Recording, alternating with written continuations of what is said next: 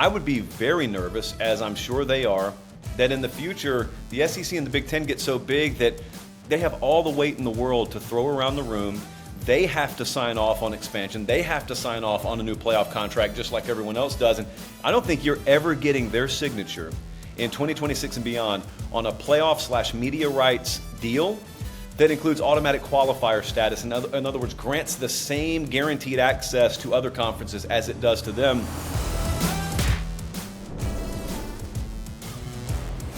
A lot's changed. A lot's changed since we were with you last. We've been off for a week. We hope you guys all had a terrific holiday break, whether it was spending it with family, whether you're watching bowl games. I know I've watched a million of them. I even watched some NFL. I even watched some NFL on Christmas Day. I will admit, I was all in on the triple header in the NFL. I just couldn't get enough football, and I hope you guys have had a terrific week. We have not been here in a while, so a lot's changed. To help bring us back into the college football mix, we had to bring in Josh Pate. He does an amazing job at Late Kick with Josh Pate, so we wanted to have him on. I was on his show a couple days ago, so it's been great to be able to kind of bounce things around with him between the conversation that we have here today and the conversation that we had last week on his show. We basically have had, an hour to just kick around all these awesome college football topics, including what's going on with Florida State. Where are they? What are they doing? And what could happen with them here in the next 2 or 3 years? You don't want to miss that. We'll break down the playoff games as well with Josh Pate, so we'll talk about those games with him. We're also going to break down the other New Year's Six games that are coming up. We have the Peach Bowl. We have the Cotton Bowl. We also are going to get into what I think is a terrific Orange Bowl. I know people are like, well, Florida State's opting out, all this other stuff. I get all that, but I'm still excited about the game. Goodness gracious. So we will break those games down. We have some news and notes, too. Offensive coordinator is on the move from the Bayou to South Bend. We're going to talk about Jerry Kill and his immediate resignation and retirement. So happy for him. We're going to talk about a move that just makes me feel uncomfortable in the portal. I'm just never going to be okay with this particular move and other moves like this move. So we'll talk about that. And Ole Miss lands another big fish in the portal. We'll tell you who and what it might mean for them on the defensive side of the football here in 2024 and beyond. So without much further ado, let's kick things off. Let's late kick things off with Josh Pate.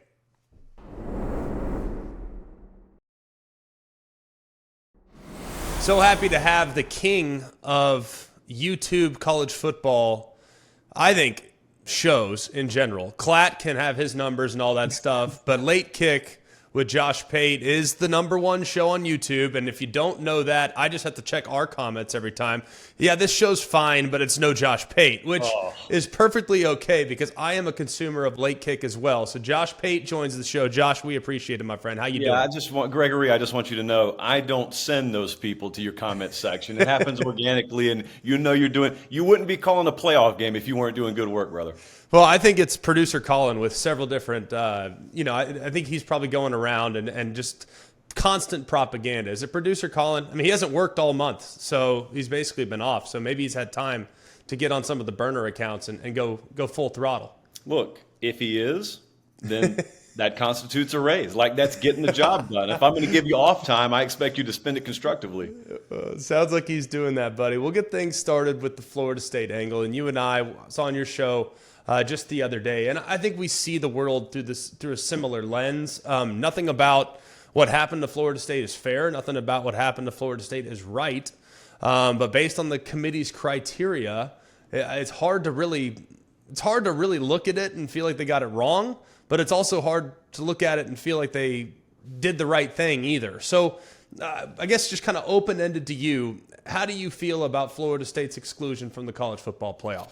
Well, so I think I've gone in depth on this 3 or 4 times on my show. I had you on. We went in depth again, and like diehard P1 listeners and viewers of my show will still hit me up and say, I still don't get how you feel, because it's not like fortune cookie logic or bumper sticker logic. You can't sum it up that quick. So my feeling is dual in nature. First off, I've got my own personal feelings, and like I told you the other day, I readily admit the committee should never go by my protocols. If we went by my protocols, the world would burn to the ground. So I'm one of the very, very few people who say both, I think this, but it shouldn't be this way. And I think Bama should have been in. Now, whether it should or shouldn't have been that way is another conversation. But I thought they should have been in. In other words, I would have put them in if I'm running the playoff, but that's based on my own criteria. Then we period. That sentence is done, Greg. Then we go over here to the other lane, and this is the lane that the committee drives in. This is the lane where the protocols and the criteria have been, at least we thought, established over a decade now. And I thought based on what they've done throughout history up until the week before the selection Sunday was announced, when all of a sudden Hancock comes out and says, "Oh, we're not interested in most deserving. That's not even in our that's not even in our diction. That's not even in our language. We're interested in putting best for in." Up until that point, they had operated a certain way. And then I thought they swerved at the 11th hour for reasons that are endlessly speculative in nature. Everyone has a theory on it, but I thought they swerved at the 11th hour. I thought Florida State got screwed as a result of that. And so, as you can see, that sounds very convoluted because I just told you I think FSU got screwed, but also I think Bama should have been in. It all has to do with which lens I'm looking through. In the committee lens, I think Florida State should have been in. In the JP lens, we got the right 4 teams in. It's hard to push back on any of that. I think you and I feel the same way. I mean, there are days where I look at what happened to Florida State, and I feel bad about it, but I acknowledge that it was probably the right thing to do. At the same time, we are living in an imperfect system. And if you want to have frustrations, you don't necessarily have to have frustrations with the outcome. You should have frustrations with the process, or you should have frustrations with the criteria, or you should have frustration with the fact that we just have 4 teams in the playoff when it could have been 12 this year. But because of the alliance, we decided against moving to a 12-team playoff in 2023. So all of these things could have been avoided, and yet they weren't. So I get the frustration with Florida State fans. I don't know if they're ever going to forget what happened to them. But I do think if I'm a Florida State fan, I'm crazy optimistic about the fact that there are, as of this moment, automatic qualifiers built into the 24 playoff and the 25 playoff. I am the best program at the moment in the ACC. Now, I think Clemson's coming. I think they're going to be back next year and probably going to be very competitive. But if I'm Florida State, I know I'm not thrilled with my alignment with the ACC, but I'm thrilled that I'm probably going to have a very, very manageable path to a playoff spot for the foreseeable future. So how would you handle it if you were Florida State and you were trying to figure out what's best for the future of the program with your current relationship with the ACC? So I'm a little bit in the other side of that camp. I wouldn't feel as confident. I feel ultra confident in my program. I feel confident I got the right guy. I'd have a ton of trepidation right now, and they do, obviously, with the movement that's happened down there as to the future of my alignment with the conference and what is and isn't going to be automatically given to us in the future. So you're right. Like the next 2 years, we've got AQ status attached to these conferences. And certainly if Florida State had a season even remotely comparable to what they just did over the coming seasons, they'll be in, no problem. And they probably would be anyway if we're being real with ourselves in any kind of 12-team format. But man, like nothing is certain beyond 2025, I guess it is. And I would be very nervous, as I'm sure they are, that in the future, the SEC and the Big Ten get so big that they have all the weight in the world to throw around the room. They have to sign off on expansion. They have to sign off on a new playoff contract just like everyone else does. And I don't think you're ever getting their signature in 2026 and beyond on a playoff/media rights deal that includes automatic qualifier status. In other words, grants the same guaranteed access to other conferences as it does to them because they don't have to, Greg. And so that's why I think the Florida States of the world are moving as quickly as they can within the world of collegiate athletics to get out of their current setup in the ACC and migrate to one of those conferences. But look, here's the end result, okay? As a Florida State fan, you have no control over that. Mike Norvell doesn't even have control over that. And honestly, Mike Norvell probably wouldn't even know the future of his program any more than we do right now on that front. But what you do know is they've proven to be one of the best portal organizations in college football. Now they're recruiting at a top 5 level. There's zero doubt about whether Mike Norvell is or isn't cut out to make the G5 to P5 jump, which is always treacherous. Billy Napier is dealing with it right now at Florida. And so, like, a lot of the boxes that are within your control are checked in bright green Sharpie. I'm of the belief the future will sort itself out. Like, I cannot envision a world in the future of college football where a Florida State falls by the wayside, where a Clemson or a Miami falls by the wayside. Whatever the future entails, those programs will be part of it. I just think it's so foggy when you look off in the distance. We don't exactly know what that looks like right now. It's impossipossible. I mean, I don't have any idea. But every single person that's, quote, in the know says that realignment's not done. Like it's right. It's going to continue. Like 2 years from now, 3 years from now. I mean, I talked to Kyle Whittingham about this last week. He goes, yeah, we're in the Big 12 for now, but who knows? This whole thing could shake up again in 3 years. Who knows? So I think that it is kind of chaotic, but I do think that among all the teams that are not in the Big 10 and the SEC, there is no one that's better positioned than Florida State, Clemson, and Miami. Like those are the three, without question, that are in the best spot to potentially make a move. I would also probably add North Carolina to that quartet, because I think North Carolina can add a lot in hoops, and it's obviously a bit of an untapped resource for the SEC and the Big Ten. If they were to expand, everyone wants to get to North Carolina. I think Virginia, one of the two Virginia schools, Virginia Tech, doesn't matter. Either way, getting to the Commonwealth would be beneficial to both of those leagues. So if you were advising the teams in the ACC, what advice would you give them to make sure that 3 years from now, when we press the reset button and start from scratch, they're well positioned to be a contender and maybe even in a new conference at that point? Communicate. It's just like it's so easy and it's so hard. How far down the wrong dead-end roads have we gone in this sport because of lack of communication? And Greg, even when we had communication, it was this pseudo back channel garbage that brought us things like the Alliance, which is just an utter disastrous chapter in the history of our sport. So communicate, man. It doesn't even matter. I mean, if I'm Florida State and I'm Miami, yes, they're my bitter rival. Yes, I'm competing with them on the field, on the court, etc. But dude, in the grand scheme of things, a higher tide raises all of our boats. And conversely, 13 cannonball shots to each of us will sink all of our boats. So we can't afford that. So let's just communicate the way that the Big Ten and the SEC do a pretty good job of, the way that the Pac-12 did a horrendous job of. And so there are two case studies right there of kind of divergent paths you can go down as a conference. And if you're not going to be even part of your conference, just like keep the lines of communication open. And then in the short term, you've got to best position yourself, not just on the field in terms of results, but behind the scenes. They know exactly what I'm talking about with this. You got to make sure your infrastructure, both tangible and intangible, is beefed up to the point where when I walk past you, I cannot ignore you on that aisle. You are inventory. In this conversation, you are inventory, and you've got to be a property that I cannot do without, whether I'm a television executive or I run a conference, and sometimes those things merge. I can't do without you.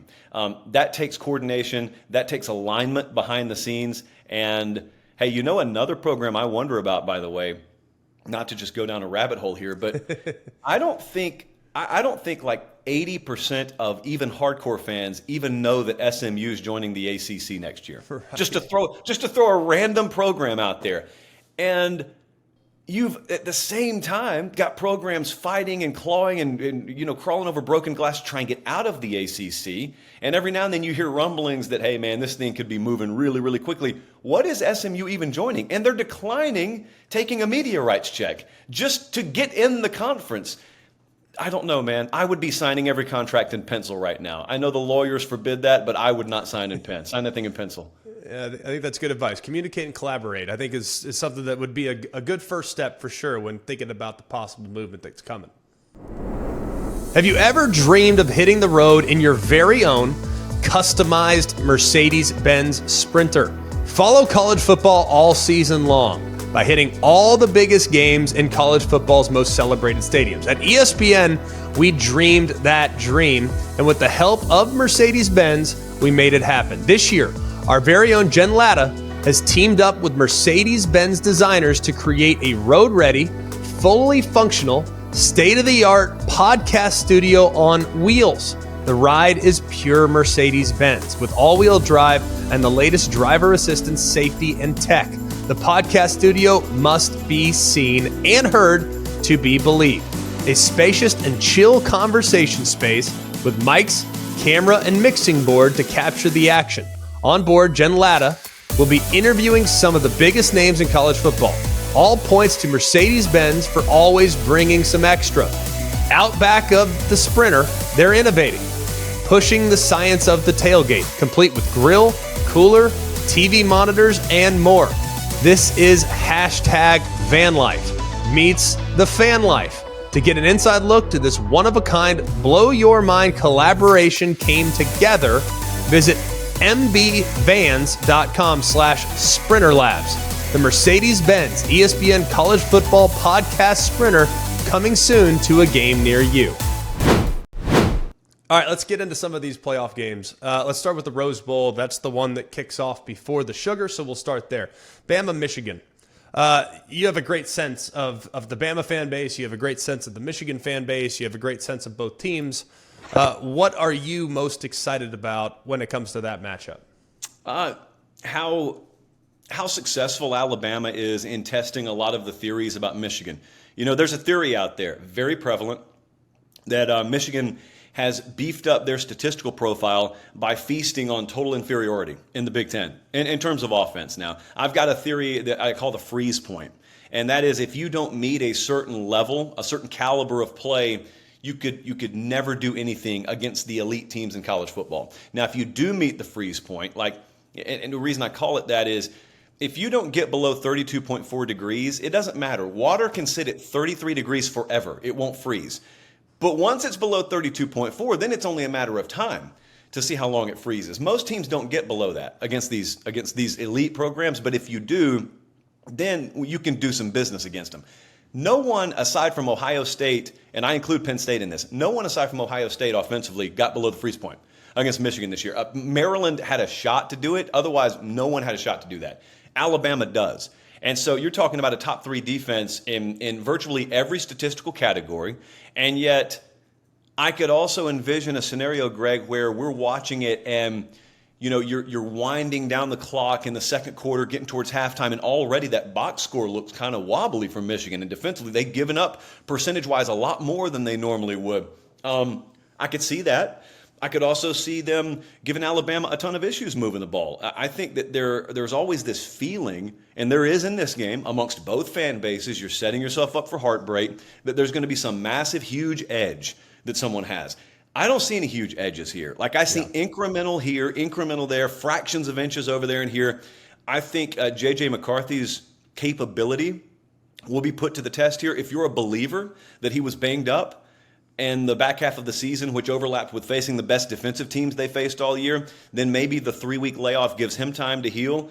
I also think that, Michigan being able to force short fields this year was huge for them. You look at their offensive numbers, they're pedestrian, but you have to take that into the context of how many short fields they were set up with. I mean, that's a very complimentary football team. Defensively, they score a lot, and when they don't score, they set the offense up short fields. If Bama can prevent that, if you told Nick Saban nothing more than you're going to force them to start inside the 25, inside their own 25, every drive next Monday night, I think he'd feel pretty confident about what the result's going to be. But here's what would make me most nervous. I don't know how you see this game, but what makes me most nervous if I'm Michigan is what if Alabama pressures J.J. McCarthy, which I think they will, and what if we can't run the ball effectively against them, which I think they'll struggle to do. That's what made me lean Alabama a lot more so than before I looked at the game, because there is no path. If Michigan can't run the ball, there is no path. There's a path if Bama can't run the ball. I don't see one from Michigan. It's hard to push back on that. I do think there are aspects of the Auburn plan. I think Hugh Freeze had a really good plan, being able to create holes and seams in the run game, utilize some quarterback run. I do think there is a piece of that plan that could be applied to Michigan's plan. So I do think that it's going to be difficult for them to consistently create big plays. I think they could churn it out, shrink the game, shorten the game, and this thing could very well be a 17-13 ball game.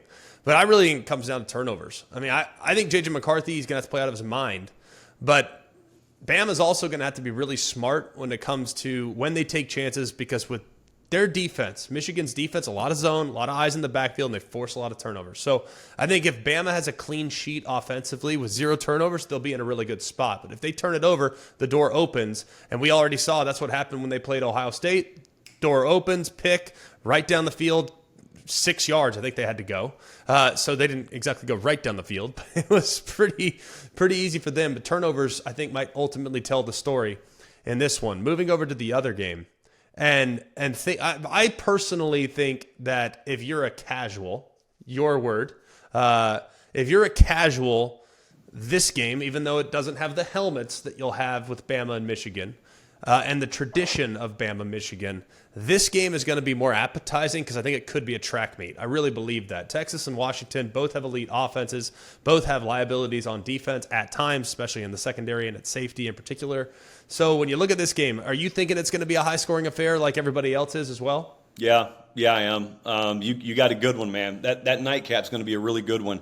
I think the public knee-jerk reaction when they saw this matchup set was heavy Texas. And then I think the public started to dive in a little bit more, and they say, oh, wait, Washington's got the number one passing offense in the country. Texas pass defense in the 90s, depending on which statistical category you prefer the most.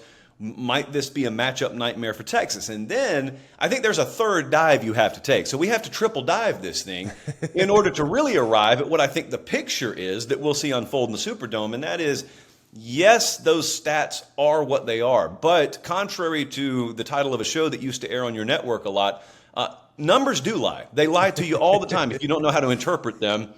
You got to know Texas. You know this because you've watched all their games. I'm not sure everyone watched all of Texas's games this year and understands they got up big a lot. And teams had to play catch up a lot, and that means throwing the ball a lot. It also means a certain kind of softer defensive coverage from Texas a lot. And what it did is it stacked up passing yards against them, even in wins.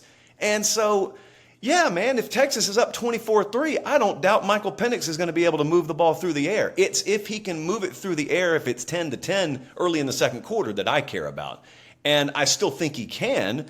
I just think if they're successful with that, it's just going to be because Washington's that good. It's not going to be because Texas is a nightmare on the back end of their defense. But what they need and what they had in those two Oregon games is just chain movers on third down. Like Oregon on paper should have won both of those games because Oregon on paper going into it looked like a huge edge team on third down. Well, I got the numbers in front of me. They were, Washington being they were 15 of 26 on third down, 17 of 30 on third and fourth down versus Oregon.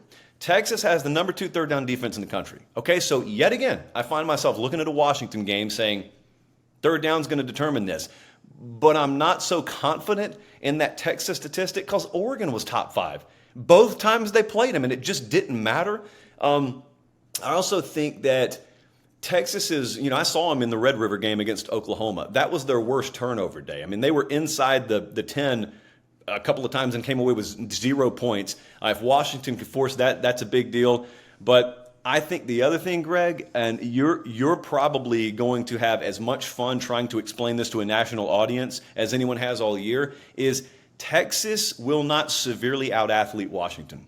And the national expectation is you'll tune in and you'll see Washington trying to punch up athletically just to stay in this game. That is not the case. Mm-hmm. This wide receiver core is insane.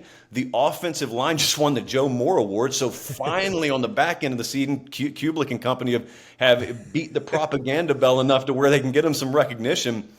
I picked Texas to win this game.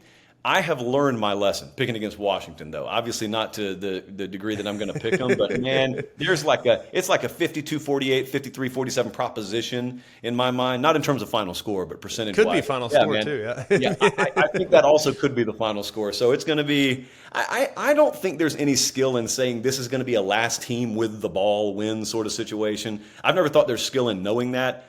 I do think it's decided in the fourth quarter, though. It'd be hard to push back on that. Lastly, we'll get you out of here on this. You work at 247 and part of the CBS network. You guys just do an amazing job. I'm not great at recruiting. You guys do a great job. You're all over it. But Washington winning the national championship would do what for how people perceive recruiting rankings and things like that? Because if you look at their composite, and I look at the 247 composite, Washington, they're going to have 7 guys drafted in the top 100 picks. I mean, they have that many guys. But would there be an altering to how we perceive teams moving forward?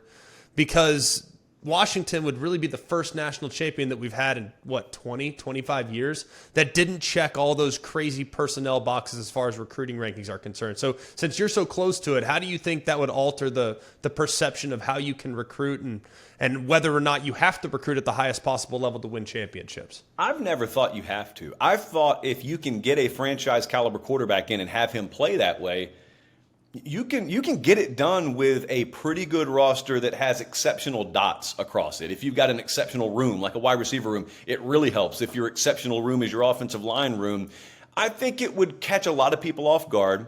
I don't think it would catch so many people off guard who have seen Washington a lot this year. But also, just if we're talking data, you were the math guy, I'm not. But I know in data and clustering, you always have to account for the possibility that there are going to be one or two dots that are just way off the chart and off the grid, and we call those outliers. We don't shift the X and Y axis all the way over here to meet the outlier. We just circle it. We say, oh, look at that, an outlier. All right, well, we're going to still think a lot of what we've already thought. I mean, you got to be good lines of scrimmage. You've got to recruit them from the high school level. You got to be good in the portal at times, and especially at quarterback if you're going to use it. And if you do that and you've got a phenomenal head coach and an organization that is built on rock solid value and principle, you're going to have a shot. But even then, it all has to come together. Like, they won how many one possession games this year? Like, that's the way it would have to come together. And if all of those tumblers align, you don't have to be a top 5 recruiter. You got to be pretty good, but you don't have to be a top 5 recruiter. But if you want to play a B- game a couple of times along the way and win it, you absolutely have to be a top 5 or top 10 recruiter. It's amazing, though, the amount of casuals, and like I said, your word, I think it's very appropriate, that are comparing Washington to TCU from a year ago, and that could not be further from the truth. Like, have you not heard? How many people have asked you that? Like, I feel like everyone thinks, oh yeah, they're going to be just like TCU. Why? Because they're purple and they throw it around the yard. Like, I don't get it. Like, have you not dealt with that? I feel like I'm talking like myself around in crazy pills, man, like Mugatu style, because I just don't understand why people are having that comparison. Greg, I've never had staffers with a team that's going into a national championship game just nonchalantly tell me, game's over, man. Like, there's no chance we're losing this Monday night. That was Georgia last year. Yeah. And it wasn't cockiness. It was a matter of fact, we just won the title when we beat Ohio State. I mean, there is zero chance this team is going to get obliterated. I know some people at Alabama who were assisting Saban because he went out there and he did some of the pregame coverage for ESPN. And it's like they're trying to, what do we even say? Like, what do we want him to say? There is no path for TCU. Everyone knew it behind the scenes. Right. No one wanted to say it up front because you wanted to at least maintain the illusion that you could get a game. No, that is not this year. If Washington's in that game, that is this year's Washington team would body bag last year's TCU team. Let me put it that way. Yeah. Absolutely kill him, buddy. This has been terrific. As always, I maybe am secretly rooting for Washington just so you have to explain the JP poll to everybody. I really, really want that. I want you to get your eye, Josh, out and have to explain that. Is there a possibility that, like, will there be like I think you'll have to play your music that you always play, right? In the event, and just RIP in memoriam JP poll? Well, look. If that happens, this is going to be a mutually assured destruction situation because I happen to know there is some fuzzy B-roll of you throwing the horns down in the Rose Bowl circa 09. So if that needs to be floated and dug up, I will be the one to dig it up. If I'm going down, you're going down with me. That's perfectly fair. We'll go down together. Buddy, this has been terrific. Always appreciate your show. You do an amazing job. You do it the right way. Check them out, Late Kick with Josh Pate on YouTube. You can download the podcast wherever you get your podcast. He does an amazing job. So, Josh, we appreciate you, brother. I appreciate it, buddy. Hey, college football fans, whether you're on the field or in the stands, make sure you're well protected, like having a solid defense to shut down that wide receiver in the final quarter, opening lanes for your running backs to do their thing, and of course, reliability when protecting your quarterback, because great coverage is a game changer. That's why Allstate provides that same protection off the field, giving you reliable coverage and game-winning protection for everything that matters, helping you stay game day ready every day. So get protected with Allstate. Visit allstate.com or call a local agent today to learn more. Brought to you by Allstate. You're in good hands. Insurance coverage is subject to terms, conditions, and availability. Allstate Fire and Casualty Insurance Company and affiliates, Northbrook, Illinois. Time to get into some game breakdowns. We'll get things kicked off on Friday night, the Goodyear Cotton Bowl Classic. This will be December 29th, 8 p.m. Eastern Time from AT&T Stadium in Arlington. Line opened around Ohio State's slight favorite. That thing's now flipped just a little bit. Missouri is now a slight favorite at about 1.5. In some places, it's 2. You always got to check the transfer portal. You always got to check whether or not guys have opted out. And as of right now, things are a little bit fuzzy as it relates to Ohio State. We know Kyle McCord's not there. He's transferring to Syracuse. We know that Julian Fleming is not there either. He also has entered the portal. There could be many more opt-outs, including Marvin Harrison, who was not with the team at practice on Tuesday. So there are, at the moment, at least a couple of guys that are potentially not going to be available in this game. So we will operate under the assumption of these guys playing. Why not, right? Let's just pretend like everyone's going, and we'll break them down accordingly, okay? We'll just do our best, and if things change at the last minute, then scrap the breakdown and do what you got to do. All right, let's start with Missouri, because I don't think people are as familiar with Missouri. I know they've had a great year. I think everybody acknowledges and respects the fact that they finished 10-2. Their 2 losses came in a tough, close, high-scoring battle against LSU, and they, of course, played Georgia better than anybody in the regular season. So we look at Missouri, and the key player for them is Cody Schrader. Really a remarkable season for Cody Schrader. I am a voter in the Doak Walker Award. I thought Cody Schrader probably should have won it.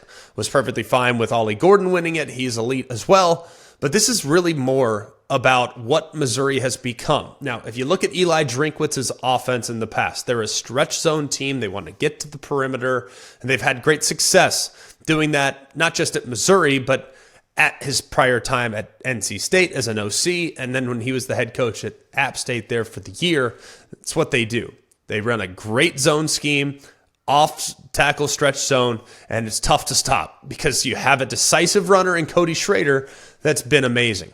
You also have a 3,000-yard passer in Brady Cook, who I think is universally underappreciated. Now, he's not crazy elite. I don't think he's going to get drafted in the first round, but I do think he's a guy that has a really high ceiling. He's been really accurate, has made great decisions, and they have a blue chip 1,200-yard receiver in Luther Burden. They also have a first-team All-SEC left tackle in Javon Foster. They have a great defensive end in Darius Robinson. They have an incredible corner in Chris Abrams-Drain. But if you really look at what it all comes down to, this team's emergence this year has in large part been due to what Cody Schrader's been able to do in toting the rock. Over the last 5 games, he averaged 196 yards from scrimmage and 6.3 yards per carry. All right? Remarkably consistent, remarkably efficient. And he also ran for 112 yards against Georgia. That's a ridiculous number, especially when you think about what Georgia's done traditionally to running backs. But I do think maybe the guy that you need to know a little more about, especially considering who they're playing against, Chris Abrams-Drain is their corner that is elite. Now, they did allow a quarterback to put up over 150 on the passer rating on just 3 occasions this year. They lost to LSU and Georgia, and then they had a surprising near loss to Florida. Those were really the 3 games in which they didn't play great in the back end. But the secondary for Missouri has arguably been their best attribute, especially on the defensive side. They are really good. And Chris Abrams-Drain's a big reason why. On the season, he's got 4 picks, 10 PBUs. He allows just 36% completion, and he allows just a 12 on the QBR. And remember, QBR is a scale from 1 to 100. Well, really 1 to 99. Having a 12 means that you're doing a pretty good job. All right. It's pretty amazing when you think about what he's been able to do. And in the event in which Ohio State is at full go, which I don't think they will be, but let's operate under the assumption that they will be, Chris Abrams-Drain matched up against Marvin Harrison. That one is one where you're going to need to get your popcorn ready because that's going to be a pretty dang impressive matchup between the two. Missouri's path to victory is very clear. They have to run the football, and they have to be more inspired. And I think they will be. If you look at what Missouri is potentially looking at, their first top 10 finish in 10 years. And if you look at their current opt-out situation, there is not a single guy from Missouri that has opted out. So it's pretty clear that they're going to be the team that's more intact. And probably as a result of the lack of opt-outs, they're clearly going to be the team that's probably a little bit more motivated. But can they play over the course of a 60-minute ball game against a team that's got crazy juice? We know exactly who Ohio State is. Everybody knows what Ohio State is. And they played up to the top. They played really well on the road in Athens against the Georgia Bulldogs, but will they be able to repeat a comparable performance against Ohio State? For Ohio State, I think the key player is Marvin Harrison. He's been the guy all year long. When you look at just how he's accomplished, he's been amazing. If you look at what he had last year, he's been amazing. So it's really been 2 straight years where he's been just absolutely ridiculous. He became the first receiver in Ohio State history to record 1,000-yard seasons in consecutive years. Last year, 1263. This year, 1211. Went for 28 touchdowns in each of the last 2 years as well. So 14 this year, 14 last year. It's ridiculous. All right, those 14 touchdowns, it's a 4-way tie for second in the country. He's had at least 1 touchdown catch in each of the Buckeyes' last 8 games and hauled in 2 touchdowns in a game during a 3-game stretch. That was against Wisconsin, Rutgers, and Michigan State. So he's really been amazing. He's going to be, I think, by far, if he goes, the most important part of what Ohio State's trying to do offensively. TreVeyon Henderson, their running back, is also elite.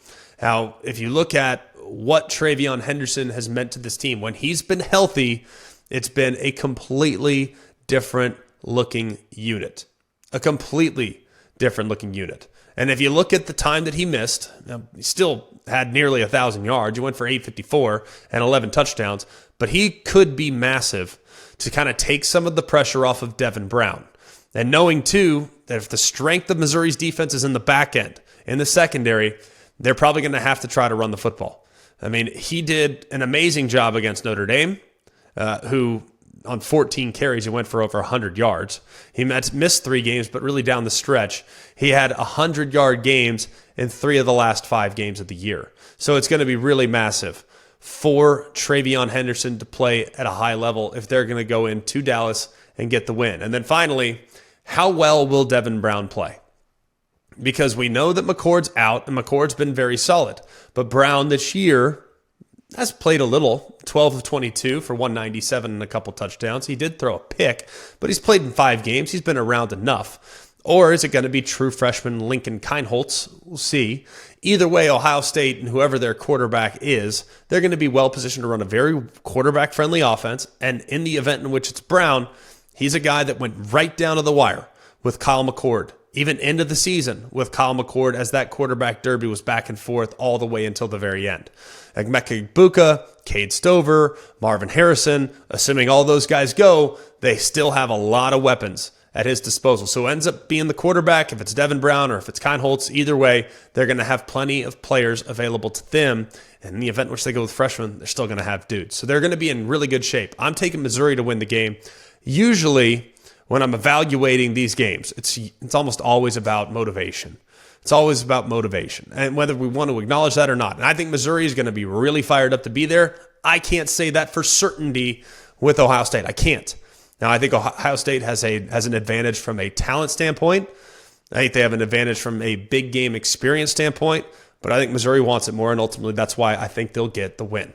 Let's go next to Florida State and Georgia, the 2 teams that narrowly missed the college football playoff. And it's crazy, too, because both rosters are going to look very different from when we saw them in the regular season just a couple weeks ago. 26 Florida State players have entered the NCAA transfer portal, and 7 have decided to declare for the NFL draft. They're going to opt out of the Orange Bowl game, so they're going to be at about, 53 scholarship players in this game, thereabouts. Not going to be easy for Florida State.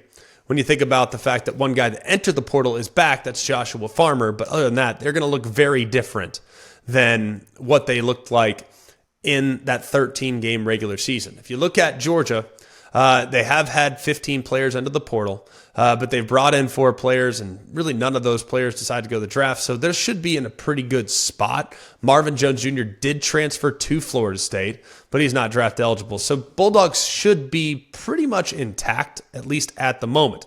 Like I said, it's not really 100% certain, not 100% certain, but as of right now, Cedric Van Pran, their center, is going to be playing. Malachi Starks, he's going to be playing. Sounds like Brock Bowers is dealing with an injury, so it's not likely that he's going to be available for the Orange Bowl. But still, Ladd McConkey might be back. These are all things that we're still trying to figure out. But at the moment, it should be pretty good for the Georgia Bulldogs.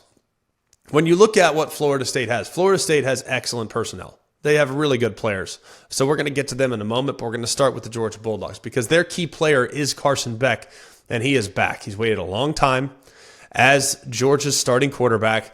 Felt like 1 year wasn't enough. There's unfinished business, so he has decided at the moment to return, even though I really believe that if Carson Beck put his name in the NFL draft, I think by the time the draft process played itself out, he'd probably play his way into the first round. I think he might even play his way into the top 10. I think he's that good. I really believe that. So it's got to be frustrating that his only season as the starter, they did not make the college football playoff, and they obviously won't win the national championship. But coming off of back-to-back natties, the bar has been very, very high. Bar has been set very high for Georgia. Now, Mike Bobo, I think, did a really good job as the offensive coordinator this year. Now, Todd Monken, filling those shoes was going to be really difficult. It's going to be really hard. But Mike Bobo stepped in. He brought Carson Beck along nicely. They didn't really open things up until they played against Kentucky week 5 or 6. That's when things really started getting going. When they played against top 20 opponents, though, Carson Beck was at his best. Completed 74% of his passes, 15 touchdowns against just 2 interceptions when they played against top 20 opponents. So the better the competition, the better Carson Beck seemed to play. I also think what's amazing is that he was able to navigate throughout the season without all of his weapons available on a weekly basis. There were weeks when Brock Bowers missed. There were weeks when Ladd McConkey missed. There were weeks when both missed. And then they were out without Ra Thomas, who missed multiple games there at the end of the season with a foot injury. The offensive line has also been without some great players at times. Ratledge has missed some time. Amarius Mims has missed some time. His right guard and his right tackle have both been out. But Carson Beck's been steady, and he's been the guy that's guided them to this position. I think he'll have a big opportunity to go against a really high quality secondary that Florida State has out there in the back end. Ladd McConkey is massive. Now, he's obviously one of the most reliable, one of the most experienced, but he has had a very difficult year. Back injury early, then he had an ankle injury, didn't play until Auburn. That was on September 30th. Then he came out, played against Florida, balled out against Florida, I might add. 6 catches for 135 and a touchdown when they dominated Florida. But down the stretch, there wasn't a whole lot. He sprained his ankle against Ole Miss, and we didn't see a whole lot from him. But he's an amazing route runner. He's got terrific top-end speed, and he'll be the go-to guy in the passing game for the Georgia Bulldogs heading into this one. If you look at how Georgia wins the game, I think it's a pretty simple solution. They have to be able to run the football. They have to be able to find ways. There's going to be some young receivers out there. There's going to be some guys with a little less experience, but those guys have a ton of talent. We're going to get a really good look at what Georgia's going to be in 2024 by watching the Orange Bowl game here in 2023. This is an offense that has great talent.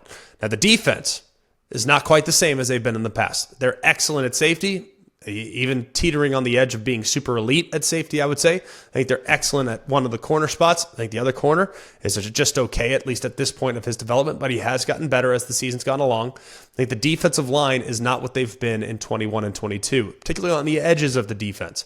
Now, Mykel Williams was a little banged up early, really never found his footing until the end of the season. He, I think, is going to be massive for them as they go into this one. Chaz Chambliss already announced that he will be back next year. He, at times, has been up and down as well on the edges of the defense. So will Florida State be able to attack the edges of the defense?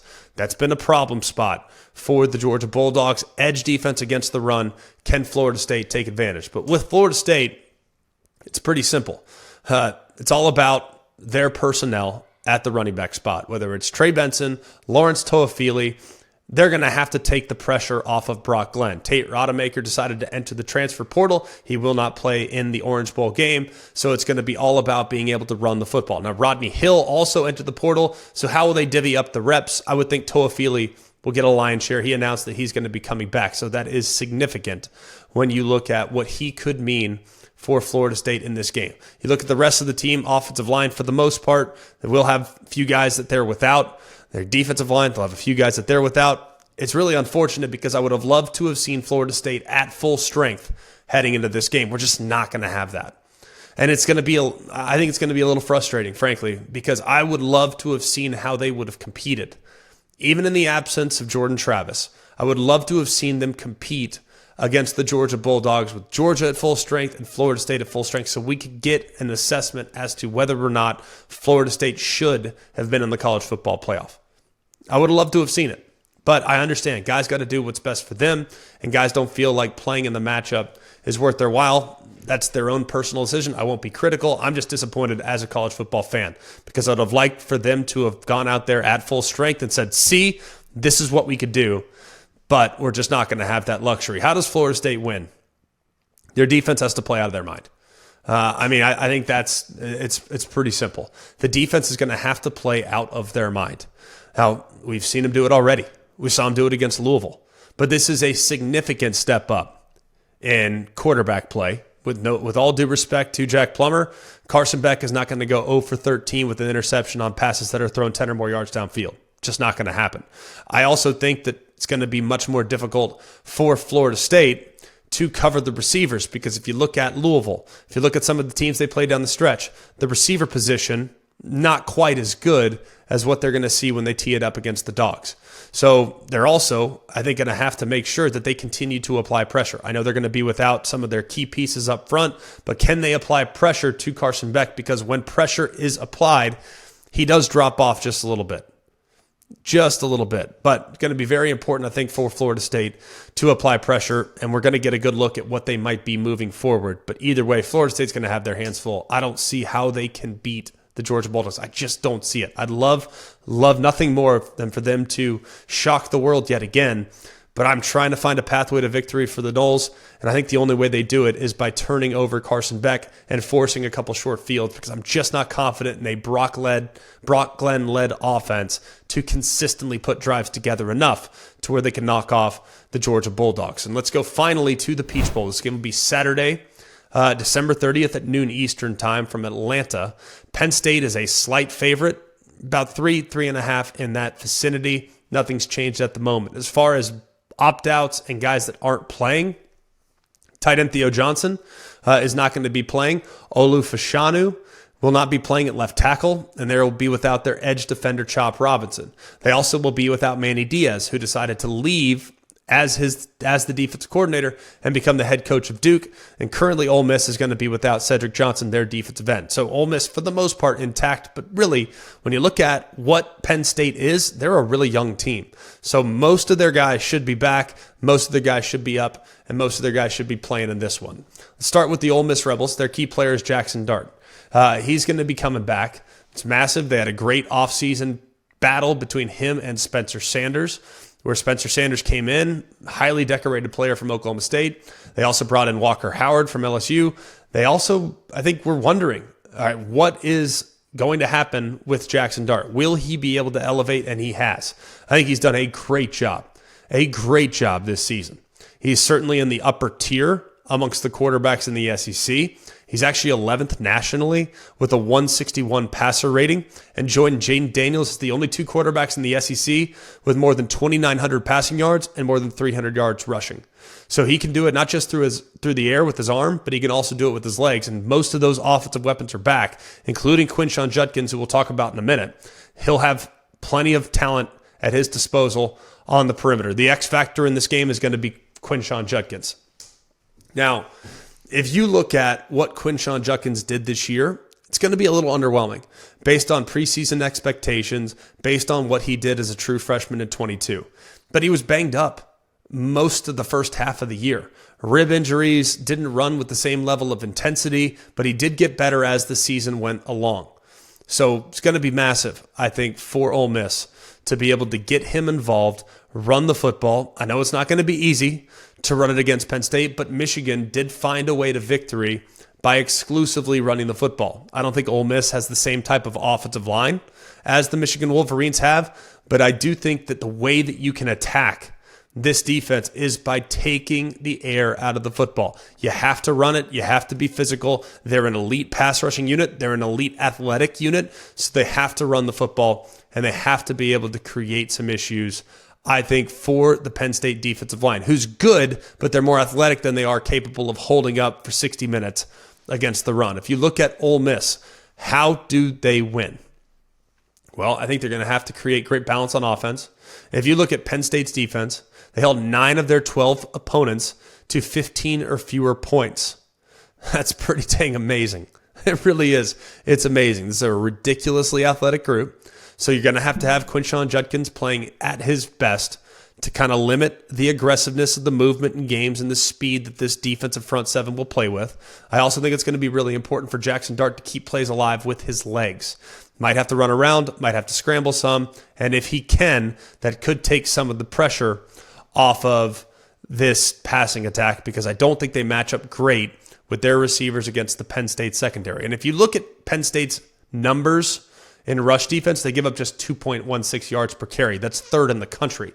But I do think you're not going to hit a lot of big plays on them. They're going to be fast enough and athletic enough to recover. I think Lane Kiffin's smart enough to be able to create some misdirection, create some issues with those guys and take advantage of their aggressiveness and maybe go the other way with some quarterback run stuff. So it's going to be fascinating, I think, to see how things go with Ole Miss in this game. And as for Penn State, the key player is Nick Singleton. Nick Singleton, he is a terrific football player. We know that. All right, we know that. But if you look at how things have gone for him this year, just 700 rushing yards and 8 touchdowns. Now, Katron Allen has actually eclipsed Singleton in a way, but I think in this game in particular, Singleton's speed is going to be very important. Now, Katron Allen, very, very fast as well. Really fast, but Singleton's speed and the big play potential of him is something that I'll be paying close attention to. If you look at Katron Allen, he's kind of a bully, man. He wants to run physical. He wants to run over guys. This is a dynamic 1-2 punch that really complements each other well, and they combined to average nearly 187 rushing yards per game. That's 24th in college football. So you look at that 1-2 punch in the offensive line, even though that Olu Fashanu's not going to be playing, they should be pretty good going up against an Ole Miss defense that gave up nearly 152 rushing yards per game. That's 67th in the country. They also got gashed by Georgia, 300 yards in a 52-17 rout there in the beginning of November. So that's going to be massive. It's also going to be huge to take a peek at Drew Aller in this game. Now, one thing that he has had trouble with, because, look, he's done a good job. He's been smart with the football, 23 touchdowns, has really been smart. Just 1 interception, right? You love the touchdown to interception ratio, but there is a little bit, I think he can be more aggressive. I'm not saying he needs to force the football, but he's got a ton of talent. I think he can make some throws that he passed up on, but in a bowl game, man, let it all fly. Mike Yursich was fired after they lost to Michigan because the passing game was just a 200 yards a game or so, 204 to be exact. That was 91st. They hadn't produced enough big plays, and Aller hasn't thrown for over 300 yards since the season opener against West Virginia. So they got to find some explosive plays through the air because that's going to complement the run game, which should probably have some success. You look at Keandre Lambert-Smith, you look at Tyler Warren. This defense gives up 220 passing yards a game. They're 60th nationally, so there should be some opportunities down the field in the event in which they are presented to Penn State. They have to limit Quinshon Judkins. That's the key. That is the key. They are so stout. They lead the country in total defense. They're third in rush defense. And those stout numbers have allowed them to really control the line of scrimmage. The one outlier in those performances was Blake Corum going for a $145 there when Michigan beat him 24-15. Outside of that, they played really well just about all the time. But Judkins, even though he missed some time, it wasn't really at his best this year. He came on and got much better as the season went along. So if Judkins can't create some big plays, I think it could be difficult for Ole Miss to manufacture a ton of offense in this game. And if the game's put exclusively on Jackson Dart's shoulders, I'm not sure that that's a path to victory for Ole Miss. I'm taking Penn State in the game. I think they're better on defense. I think they're a young team that's probably a little ticked off with how things have gone down the stretch and the perception of their program. And this would be a massive one for James Franklin as well. He has not fared well in games against top-tier competition. I believe Ole Miss is top tier, but I think Penn State gets done, and they'll take care of business there in Atlanta. Every college football season, Goodyear knows the importance of winning on the road. The road will always demand confidence, the confidence to handle whatever the journey brings and to perform under tough conditions. And just like the players and the fans of college football, Goodyear is ready. Are you ready for the road? Visit Goodyear.com to find the right Goodyear tires for whatever road you're on this season. Goodyear, more driven. Some news and notes, just cleaning a few things up. Mike Denbrock has opted to leave LSU to become the offensive coordinator at Notre Dame. He, of course, did an amazing job this year in creating big plays. If you look at LSU, yeah, they had 3 losses, but I can promise you it wasn't because of the performance that Mike Denbrock's unit played with. Jaden Daniels, of course, won the Heisman, so a lot to like about the hire for Notre Dame. I think it's a great hire. I really do. When Jared Parker left, you want to keep some semblance of continuity. Mike Denbrock's been at Notre Dame 3 times. So he understands the culture. He understands what it takes to recruit there. And for Notre Dame fans that are crazy, like our producer, Mark, I think they feel great about the fact that Marcus Freeman was able to go to LSU, steal someone from Brian Kelly, which to me is low-hanging fruit. Get over it, guys. Come on. Jerry Kill has resigned at New Mexico State. What a great, great run he had there, of course, taking them to back-to-back bowl games, getting to the conference championship game this year, beating Auburn in the biggest game of their season. So a terrific job by Jerry Kill. He's going to step down, though. What a great run. Happy retirement, Coach. We think the world of you, and we appreciate all that you've done for college football. Trevor Etienne has decided to transfer from Florida to the Georgia Bulldogs. It's a weird world that we're living in. It's a weird world, man. What's crazy to me? Like, I think, look, I get it. Like, opportunities present themselves. I get that. I don't understand. I just don't understand how you could possibly transfer to a rival. And by the way, we see it all the time. And we saw a guy transfer from Ole Miss to Mississippi State. We've seen guys transfer now from Florida to Georgia. We've seen guys transfer. Like, I get it. It's part of it.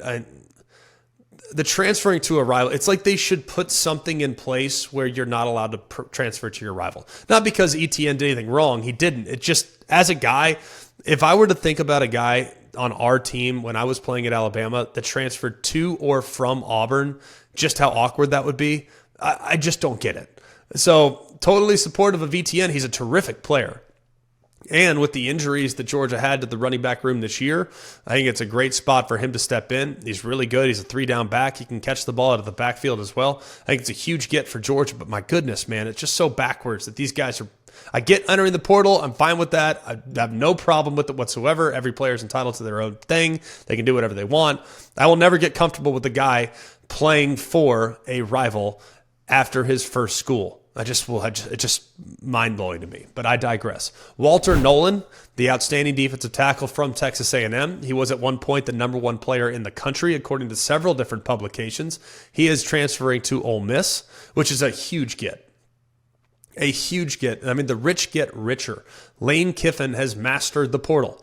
I don't know what he does or how he does it, but he has mastered the portal. They've already gone out and added a bunch of great pieces on the defensive side, and now you have an anchor there in the middle of the defense coming off a great year. Walter Nolen had a really good year for Texas A&M. Now you'll get him at year number 3, so probably be his last year at the college level anyways. That means he's going to have a great year. He's probably going to be, he's thinking about his professional prospects. He's going to have a great year for Ole Miss. That was a huge get. And if you look at what Pete Golding's done on that side of the ball, they're significantly improved defensively. You look at what Walter Nolen could provide, some of the other guys they've added in the portal, what they could provide. They are certainly on the upward trajectory there on the defensive side of the football in Oxford, Mississippi. Introducing the AT&T 5G helmet, the world's first football helmet designed to level the playing field for deaf and hard of hearing players. Radio communication continues to be the primary way professional football coaches and players communicate during the game. But if the highest level of football requires athletes to hear, it presents a significant gap for athletes that cannot. This discovery created an opportunity to apply the power of AT&T's 5G technology to make sports more inclusive. AT&T is a staple of college sports, always exploring ways to use the expertise in connectivity to advance the way coaches, athletes, and fans experience the game. Our collaboration led to the first ever 5G connected helmet. It sends the coach's play call from the device on the sidelines directly to a visual display lens on the helmet, meaning it does not rely on sound or hearing to communicate. So for the first time ever, these players can always get the same information from their coach as their hearing counterparts. The AT&T 5G helmet. AT&T, connecting changes everything. Learn more at AT&T.com/5G helmet. Helmet is not for sale. AT&T is a proud supporter of the Gallaudet Bison. That'll do it for us here at Always College Football. Please continue to like, rate, and subscribe. Wherever you're getting the podcast, you can go and subscribe and give us a rating, give us a review, whatever you want to do, all good. We appreciate you guys for taking the time to do that. And the numbers have gone up drastically as a result of your involvement. Continue to tell your friends. We're doing good work here at Always College Football, so we're trying to make sure we continue to grow, and we are going to preview the games the best way we know how. So we hit some New Year's 6 games already. We're going to hit the college football playoff games coming up on the show tomorrow. Might hit a couple other bowl games as well, so you don't want to miss that, because we're going to have another show later in the week that you will be excited about. So for all of us here at Always College Football, for Mark, Jake, Jack, the other Jack, I'm Greg. We hope you have an amazing day, and remember, it's always college football. Hey guys, it's Greg McElroy. Thanks for watching Always College Football. Make sure you like, rate, and subscribe to ESPN's YouTube channel and wherever you listen to your podcast.